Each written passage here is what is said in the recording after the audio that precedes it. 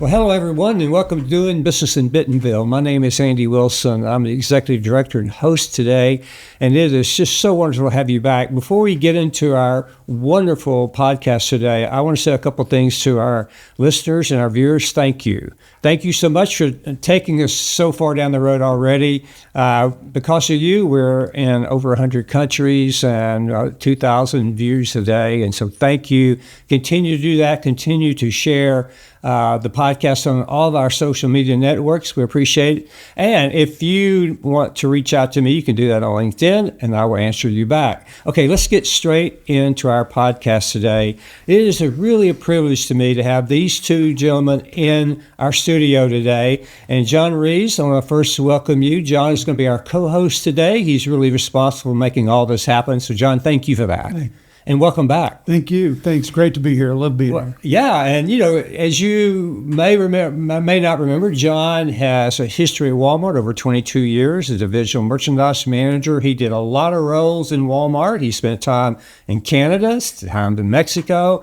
What else did you do at Walmart, John? I mean, you just had such a great career, and you're continuing to doing things as a consultant too, right? Well, actually, I started in the stores many years ago in Stillwater, Oklahoma. And soon after I started, I became a department manager and learned the thrill of buying and selling merchandise that kind of catapulted me into the other roles that I've taken over the years with Walmart, in the buying positions, merchandising. As you mentioned, we did a expat assignment in Canada. I did an expat assignment in Mexico. And for the last several years, I've been on the other side of the business working with suppliers that specifically have an interest in selling to Walmart and Sam's Club. Good. Well, John, it's always great to see you. You're a great friend, and I always want you in. Hey, I've been trying to get this guy in our studio more often, so maybe you guys put some pressure on and get him back in here with me. But he's a busy man. Okay, our guest today, Brett Dye, welcome. Good. Thanks for having me. Wow. He might not tell you, but my first day at Walmart back in July '95, 30 he years sat right across from me, and he was instrumental in my career at Walmart as well. Are you serious? Yeah. I didn't know that. Well, he was instrumental in my career because, he taught me so much about all this stuff in merchandising, menswear, and all this stuff, and made me much better in the stores when I visited the stores. I got to tell you, Andy, that was 30 years ago. I was a buyer. I had just come back from the Canada assignment and was placed by a guy that we all know and love very well, Bill Fields. He said, you need to go to this industry. It's a great industry. I know a lot of the people there, and you'll thrive in that industry. And he was right. And soon after I got there, we get this young guy from Shopko. That's it. Came in, and I'm thinking, wow, this guy's not going to make it. I'm kidding. I thought, and he jumped in. I mean, I've never seen anybody jump in with both feet and learn the system. Probably despite some of the advice I gave him, thrived in the system and has had a great career from Walmart and then beyond. That's wonderful. Well, Brett, not only Shopko, you had a background in Kmart too, right? That's Walmart. where I started. Yeah. I can remember my first assistant manager, again, just like John. I started off in the stores. Yeah. And my first assistant manager, Oscar Anahosa, was instrumental. He said, Brett, whatever you do, don't go into retail. But I'm a terrible listener. It's been so good for all of us, though. We all three started in the stores, right? And there's no better place in retail when you learn the store business and the customers and all of that. I mean, that's such a great foundation for anyone. It sure has worked well with us. Okay, Brett, let's talk about your great company that you have today, 5G Consulting.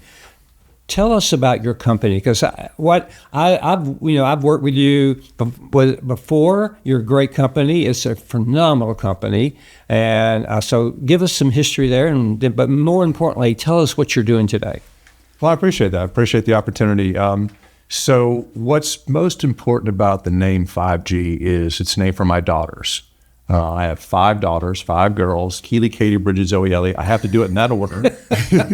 In fact, when I mention my daughters, I talk about daughter number 1, daughter number 2. And most people know them by that. I remember the births of all of me. Well, guess what I had? And I said, "Oh, you just find out a boy." No, it's a girl. It's a girl. Fine, upstanding women from 35 to 25 now. So 5G was created back in 2005. I was leaving Walmart. I got great consultant from Walmart. He says, don't go to work for one supplier. Go to work for all the suppliers. And it really was great advice. A Chinese company had brought me aside, said, hey, we want you to help on some things. In the meantime, I went to all my existing old suppliers and said, hey, for a small amount of, for a small fee, I'll handle this and this and this. And I had so many people sign up. A year later, the Chinese company had gone away, but the consulting side had done so well. We just continued to go down that path. Now here it is 20 years later. We have a group of about 25 people, great people, fantastic people.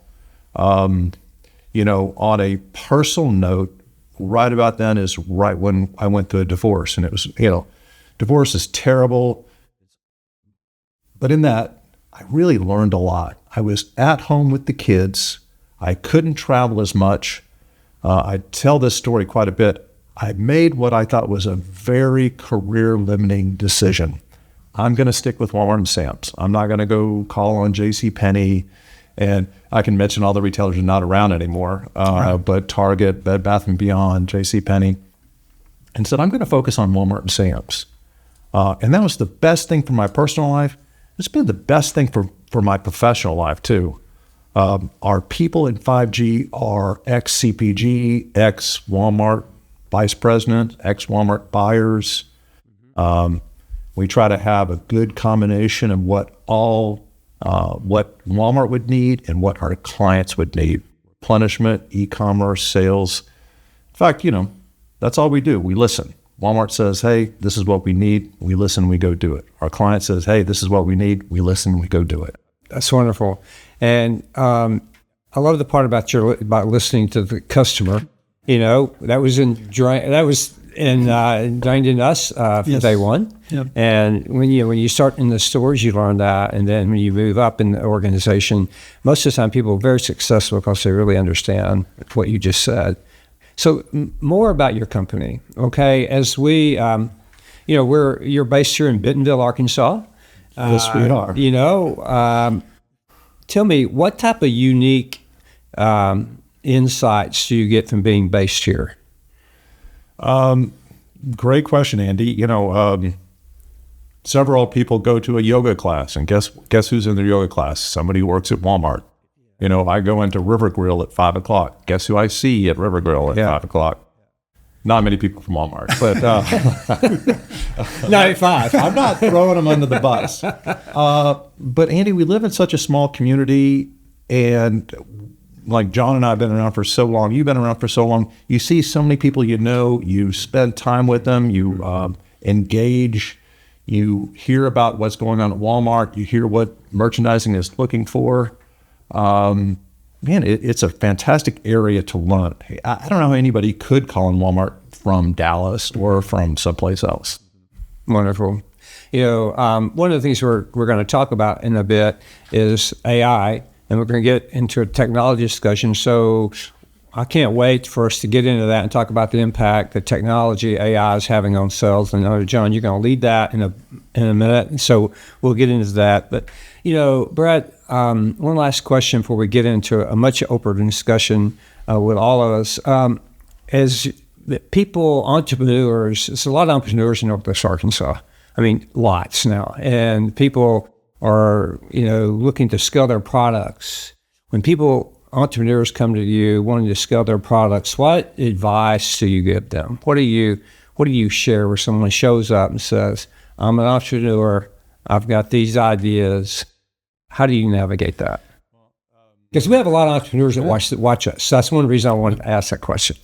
Great question. Do you like the item first? And then after, if it's a yes, you want to continue down the questioning. And all those questions have been ingrained in us at Walmart.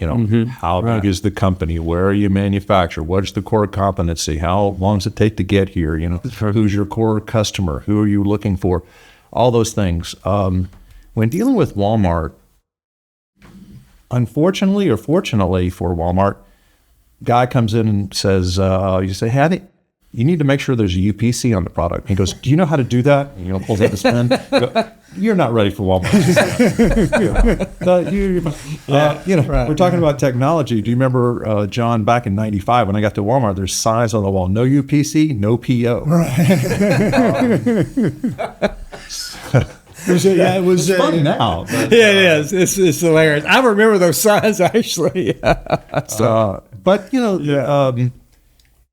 In talking about an item, the ultimate customer has to love it. Now, then you go backwards. Walmart has to love the financials of the item. And then the client has to be able to live on those financials and the price point. If all those things, and it can be a fragile process. If all those things line up, it could be a really good item. Good. Great. Well, we're going to get into so much depth in that. John, as we mentioned, over 22 years at Walmart, started in the stores, and you talked about your merchandising career and your stint in Mexico and Canada. So, John, as you think about retail today, so much has changed, so much it's moving extremely quickly. I know we're going to talk about some stuff on technology. You have some ideas.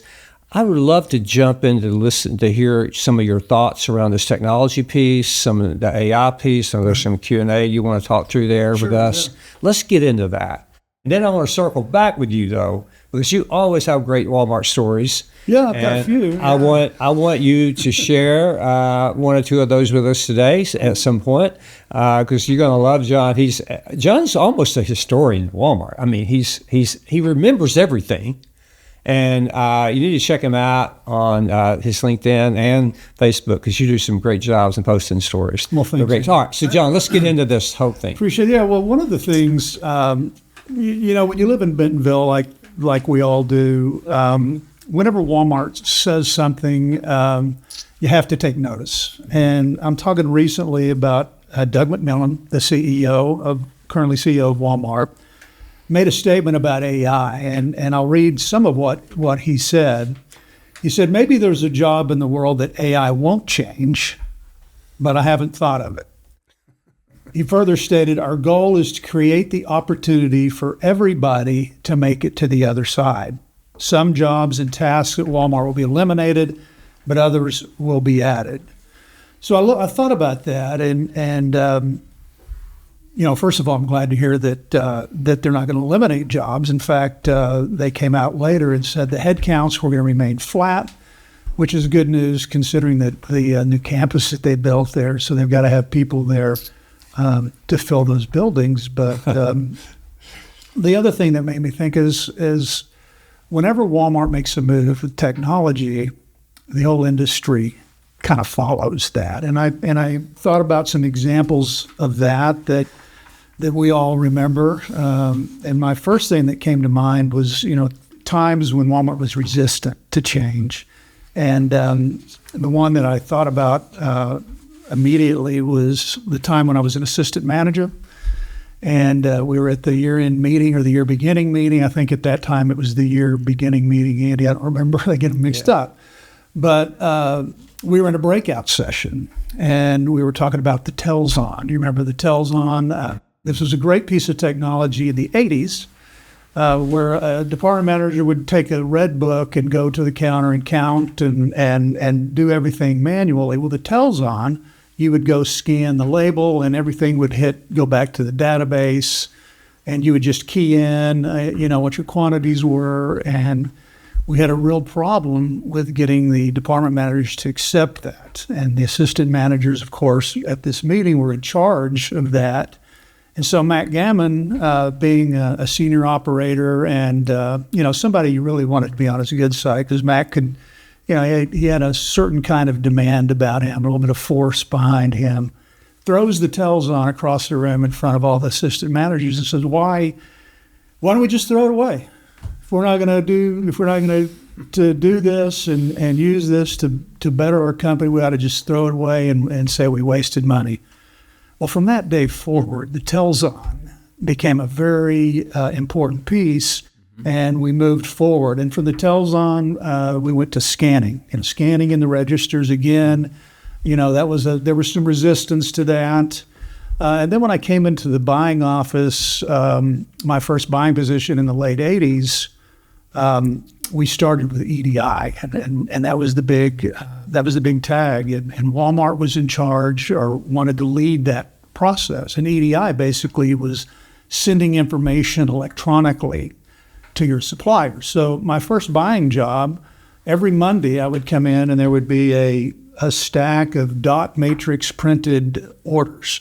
And my assistant at the time would have to slice all that up into individual suppliers and FedEx to the supplier their orders. The supplier would take that order when they got it the next day through FedEx, and they would key it into their system.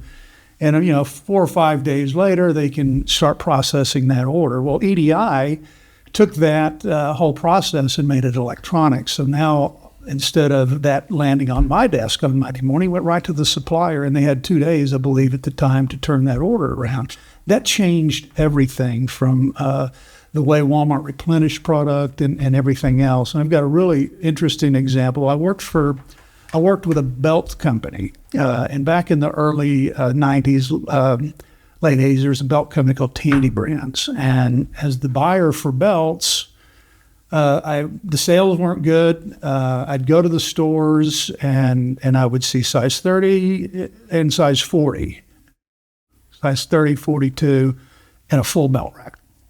What was happening was the guts of that program wasn't there. And so we sat down with, I don't know if you remember Mark Stallcup, but he was a guy that kind of led this innovation for Walmart. And we sat down and we said, how can we replenish this item better to make where we've got the right belt at the right time for the customer? And so we started an EDI replenishment program where first the stores did a count of what they had, and then we would replenish. It was the beginning of POS replenishment.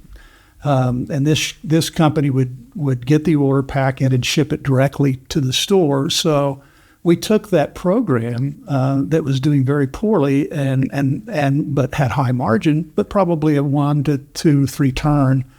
And all of a sudden we took a high profit, high margin category, and we're getting 7 or 8 turns a year from it.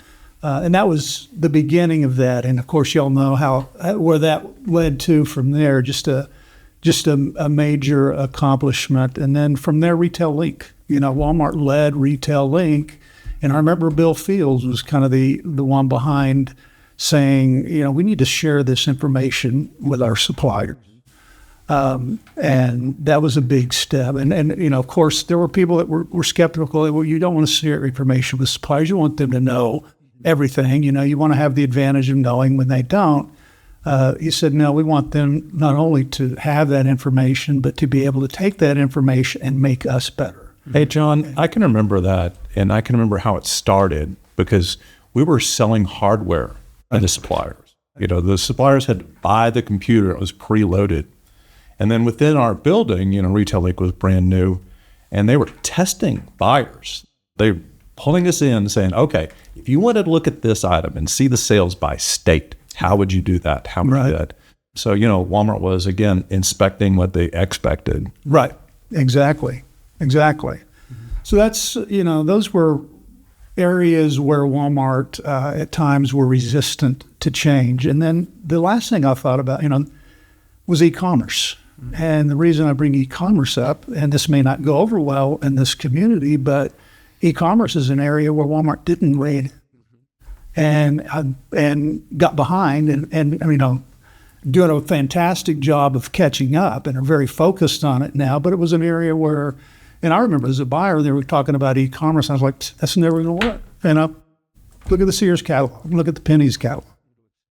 Nobody really envisioned that was going to be the way it is today. So we're behind, but they'll catch up. So my question is for AI is, what does that look like today? What are we seeing today? And possibly, what is that going to look like in the future? That's what everybody wants to know. But before we get into the AI, on the e-commerce piece versus store piece, let me throw out, something, and this might not be very, popular, but we're listening to buyers sometimes and they say, hey, we're not going to do any modular changes. We're just going to update things on e-commerce. And my question back to them is, how many people walk through the store and say, I haven't seen the assortment change in more than a year. I better go check out what's online. I would tend to think that the more changes you see, the more times you want to go check out what's online. If you're not doing something different, if you're not showing the customer something fantastic, what is it? New merchandise is the lifeblood of retail, right?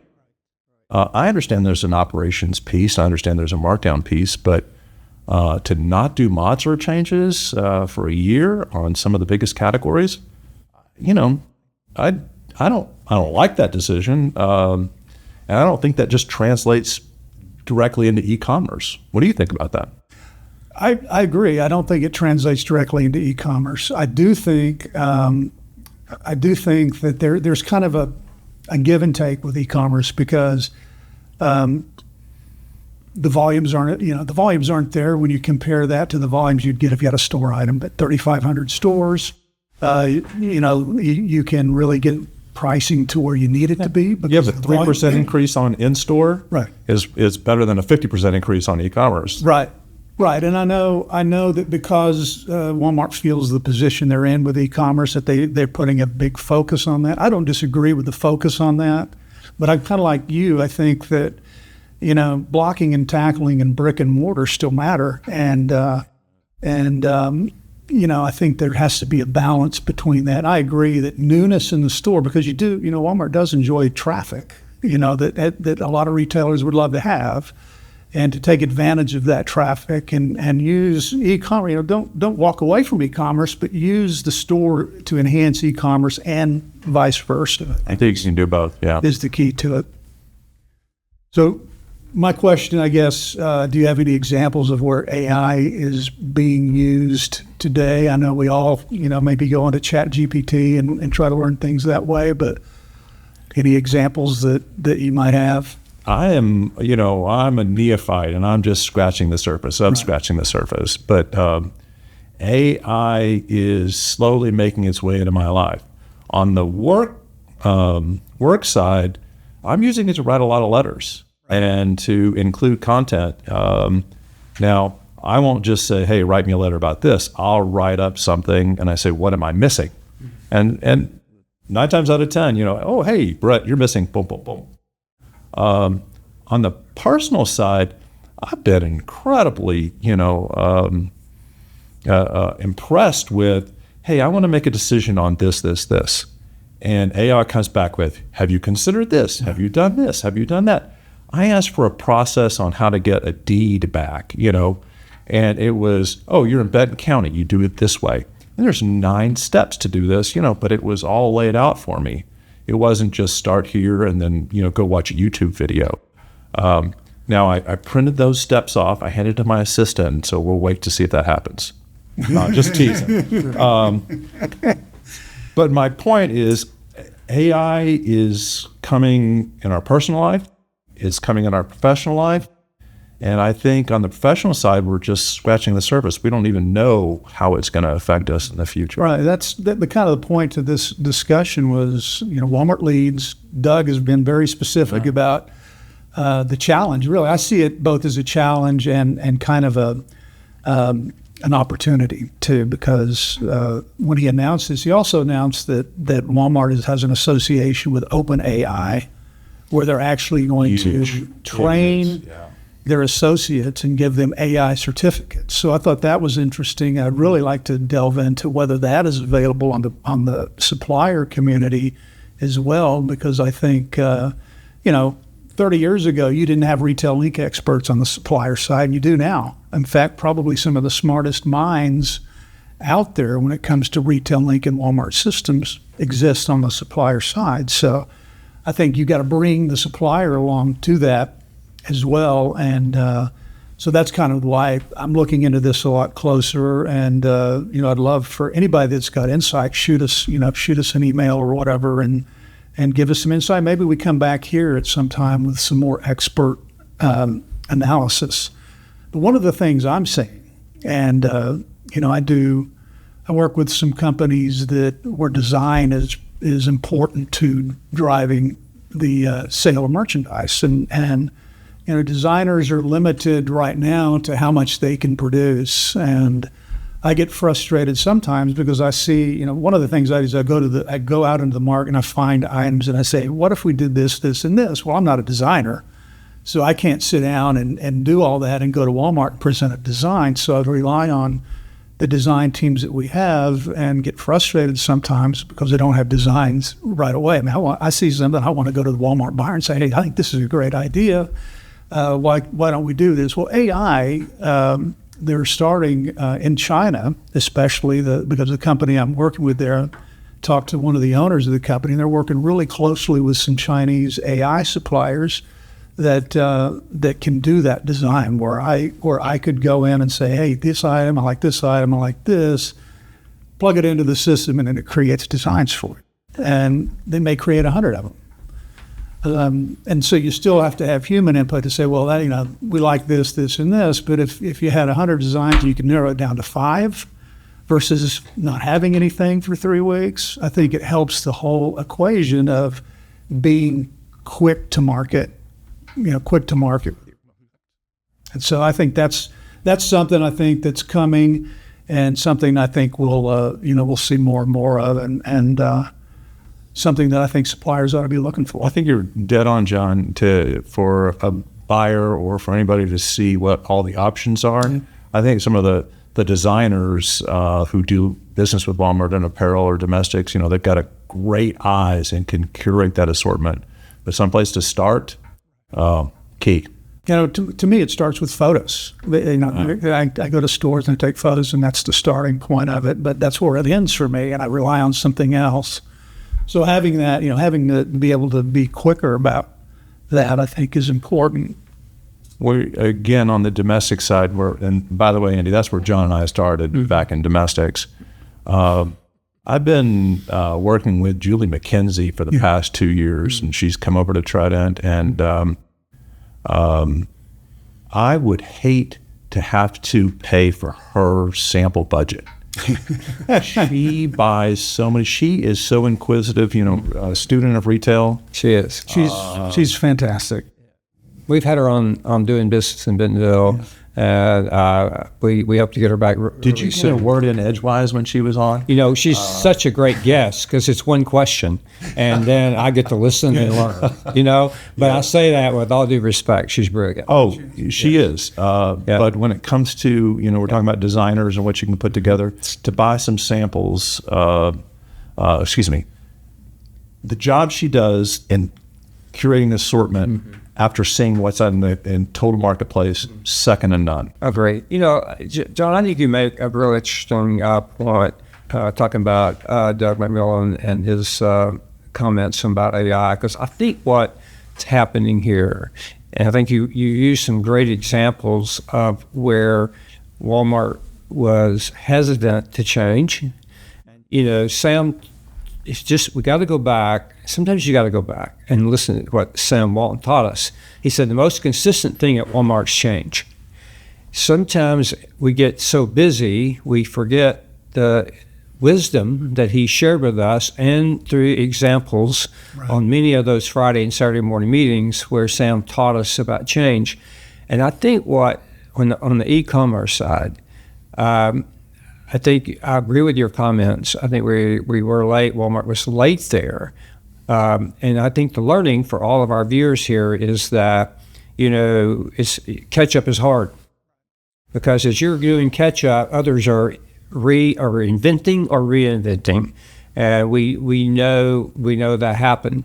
And so I think the learning on AI is that what Doug, and I read his comments on LinkedIn when he posted those comments, and here's the first thought I had.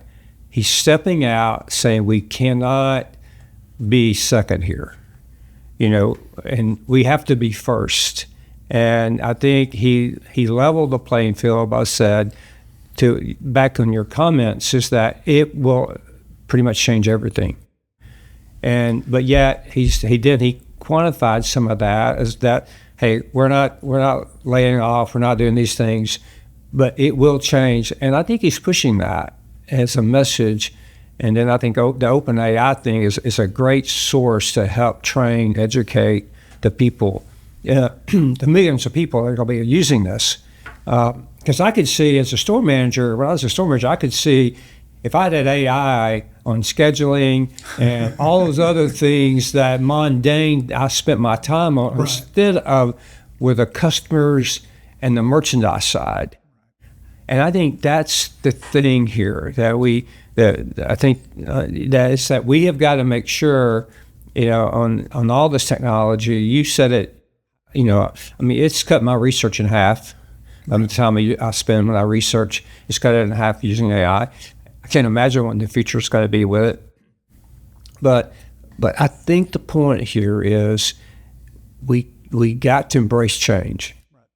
And all the people that are listening or watching this today, it will affect you. Right. It's going to happen. You can't hide from it unless you go off somewhere, I don't know where, but it's going to affect your business, how you do your business.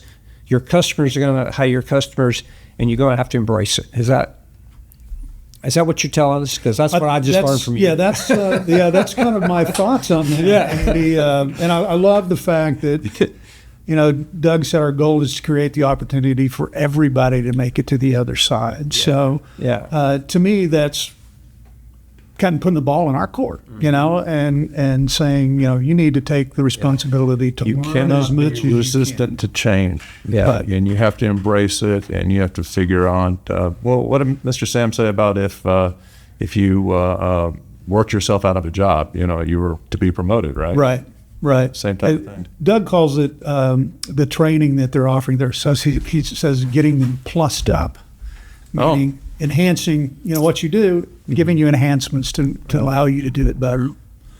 So I think that's a good discussion. And I think there's probably a lot more detail to it that maybe, in a further podcast we could get into, maybe invite some people that are really, really digging into it right now. I think we should do that. The other thing, I try to look at things that are on the minds of supplier side here in Bentonville. And one of the things, honestly, this year has been the tariffs. Just kind of the process, when we first heard of the tariffs and what that means to, say, suppliers that are producing in China versus suppliers that are producing in India or other countries. And at one time, I think we were looking at 130% tariff out of China. Well, anybody that's in this industry knows that that's a big disruption that would have happened. And, one of the results of that were nobody knew what to do. Commitments were coming due for holiday time. And it was just a big, nobody really knew exactly how to approach it.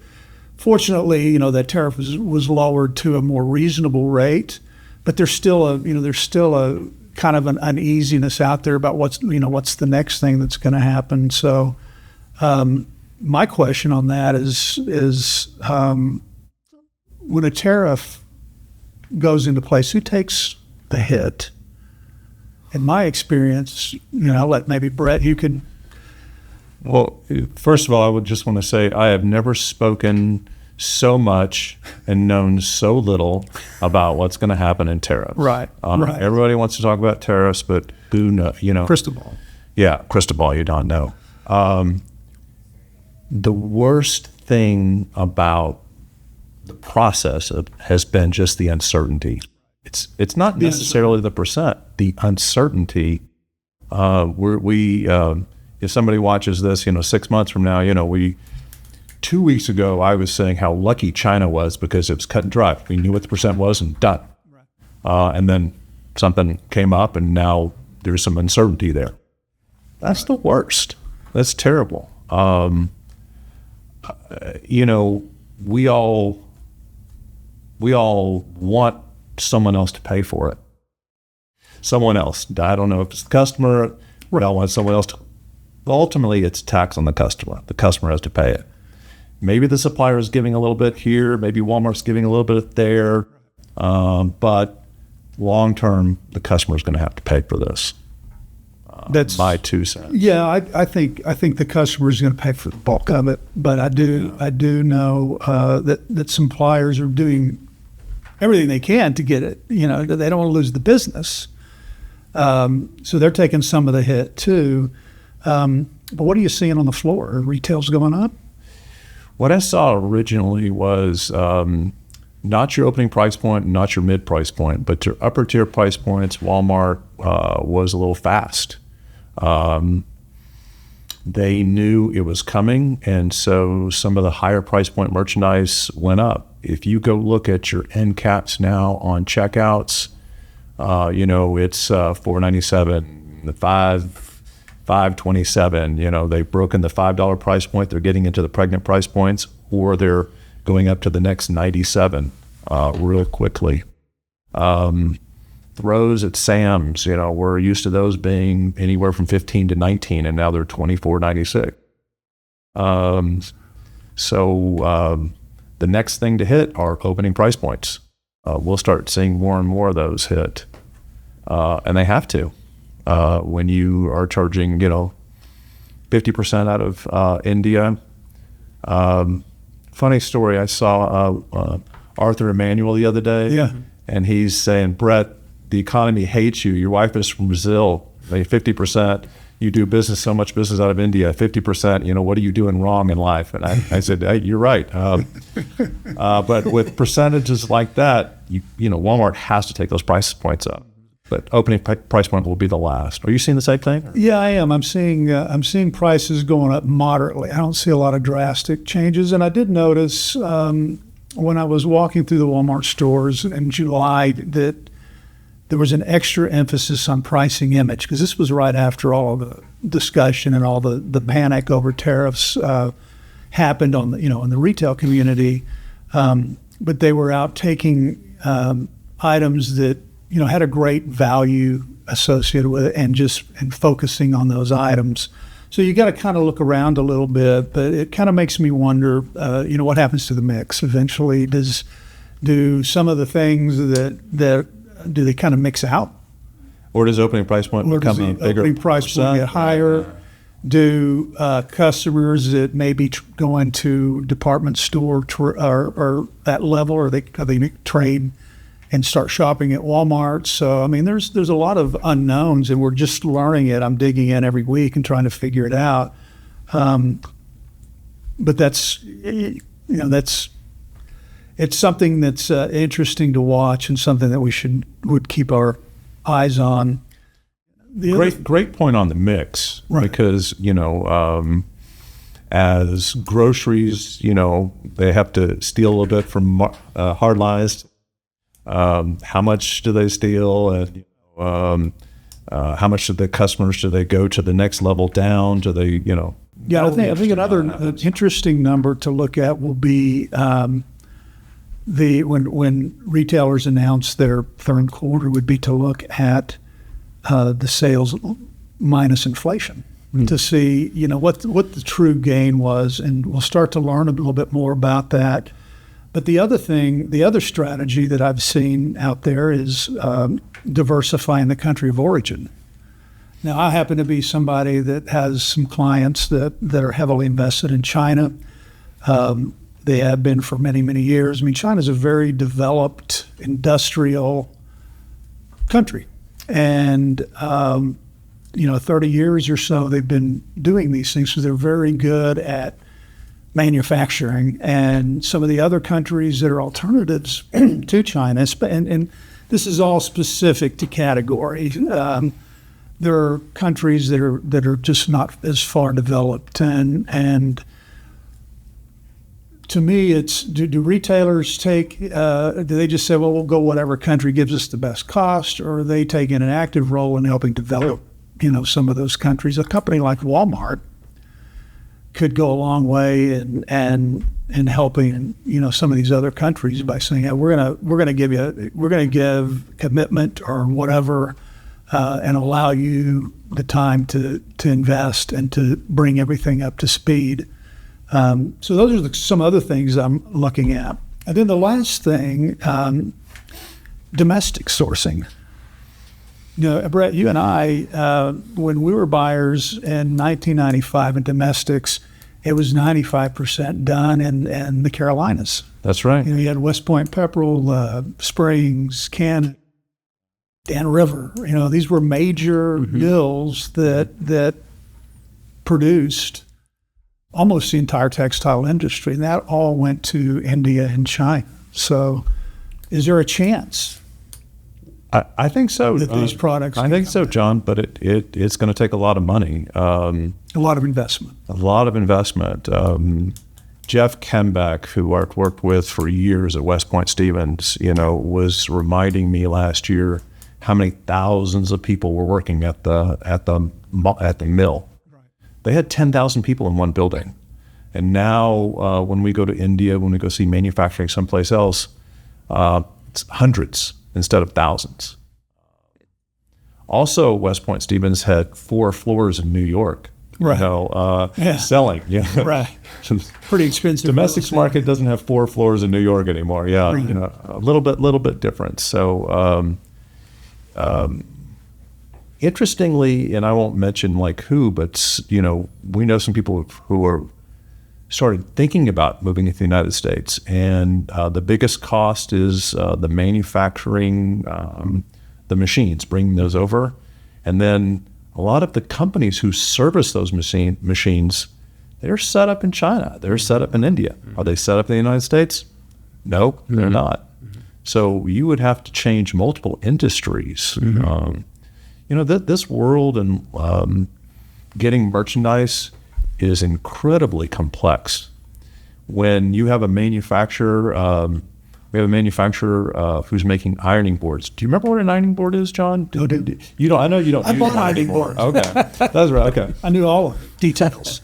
We have a manufacturer who's making ironing boards in the United States, and there were cost increases involved in the category because of Chinese steel.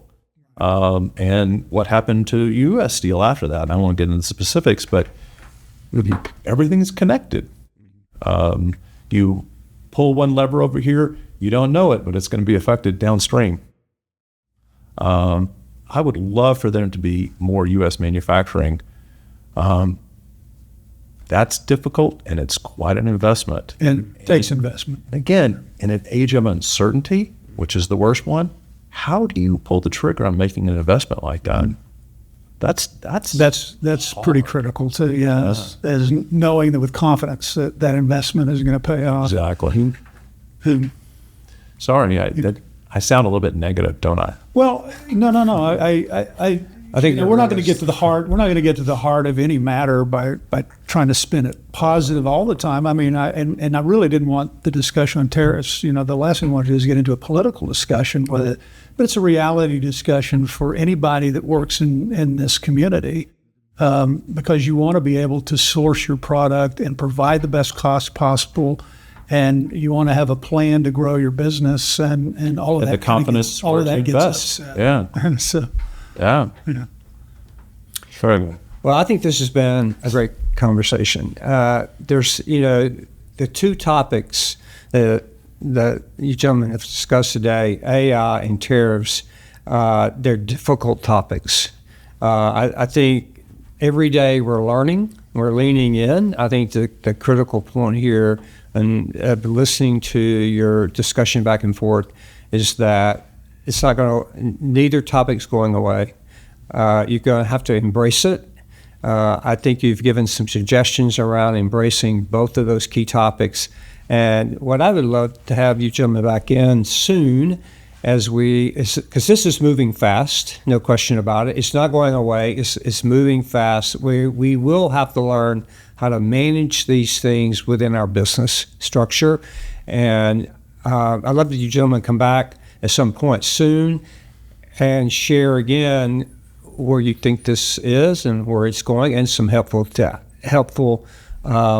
comments about it. So it's been a great discussion, and I appreciate it. Now, what I want our visitors and viewers to do is to be able to find out how to reach out to you gentlemen.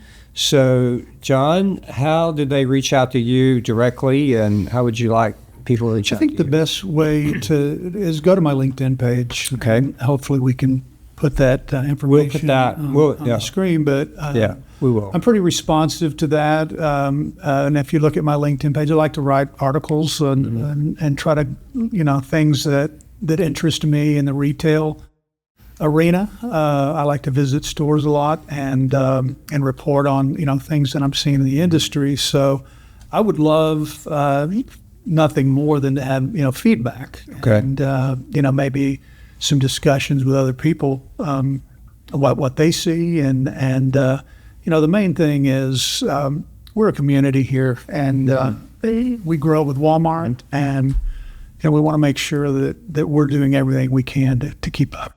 Great. Okay, Brett, how can they reach out to you? Same thing, LinkedIn. That'd be great. Brett Dye, he's CEO of 5G Consulting, so you can check him out there, message him there. As I mentioned at the top of the show, Brett runs a great company. He's got a great team there, as you mentioned already. And I know you're going to be you're dealing with this every day. And so, Andy, I can't tell you, we are so blessed to live in Northwest Arkansas. Walmart is still going to grow. Sam's is still going to grow. These are great retailers who, the best thing about them is they listen. Mm-hmm. They read the market, they listen, they have great leadership over there, and if they make a mistake, they change. They are fabulous, and so I'm very bullish about the Northwest Arkansas and retail. Well, it's been a great time with you gentlemen today. I can't thank you enough, John. Thank you for making all this happen today. With Brett, getting him here, we just got to get him back, right? So we'll work on that. I'm pretty cheap. I know where he lives. Yeah. To all of our viewers, thank you so much today. Check out our website, Doing Business in Bentonville.com. Check that out because we post articles every day concerning retail, omnichannel, the key things that people are talking about. So check our website out. We also, we'll make sure on our website we'll post this both of these individuals' information, so you can reach out to them. But gentlemen, it's been such a great morning and time with you. I appreciate it, and welcome anytime back to Doing Business in Bentonville. Thanks, Andy. Okay, thank you everyone. Have a wonderful day. I'm Andy Wilson. Thank you very much. Goodbye.